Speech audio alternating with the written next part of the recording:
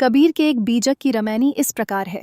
नाना रूप वर्ण एक कीन्हा, चारि वर्ण वै काहू न चीन्हा, नष्ट गए करता नहीं चीन्हा, नष्ट गए और ही मन दीन्हा, नष्ट गए जिन्ह बेद बखाना, बेद पढ़े पर भेद न जाना, बिमलक करे नैन नहीं सूझा, भया अयान तब किछु न बूझा।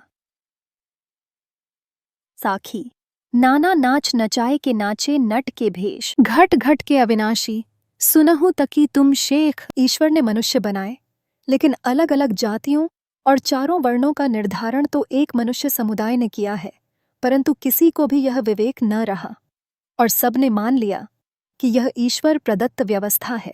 वे लोग नष्ट बुद्धि के हैं जो वर्ण और जाति का निर्माता मनुष्य को न मानकर किसी ईश्वरीय शक्ति को मानते हैं। उनकी भी नष्ट बुद्धि है जिन्होंने वेद मंत्रों की व्याख्या वर्ण विभाजन के आधार पर की। उन्होंने वेद तो पढ़े पर भेद वेदों का मर्म न समझ सके।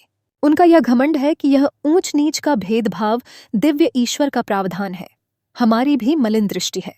जब आदमी स्वार्थवश अंधा हो जाता है तब उसे कुछ भी नहीं सूझता। मन के छली लोग जनता को गलत आदेश देकर नट के बंदर की तरह उन्हें तरह तरह से नचाते हैं और स्वयं नटवेश की तरह स्वांग रचकर नाचते हैं।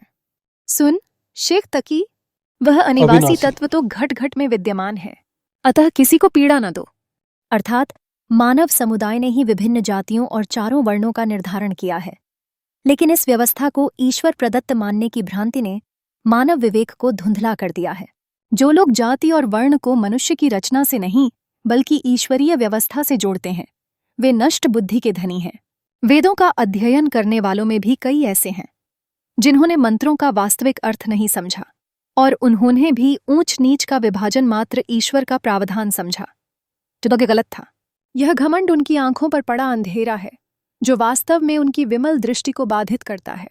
मनुष्य जब स्वार्थी हो जाता है तब उचित और अनुचित का भेद मिट जाता है।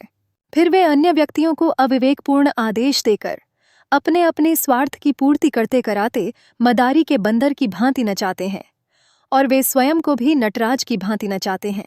इसलिए यह समझना आवश्यक है कि जो तत्व घट घट में विद्यमान है वही सर्वव्यापी है।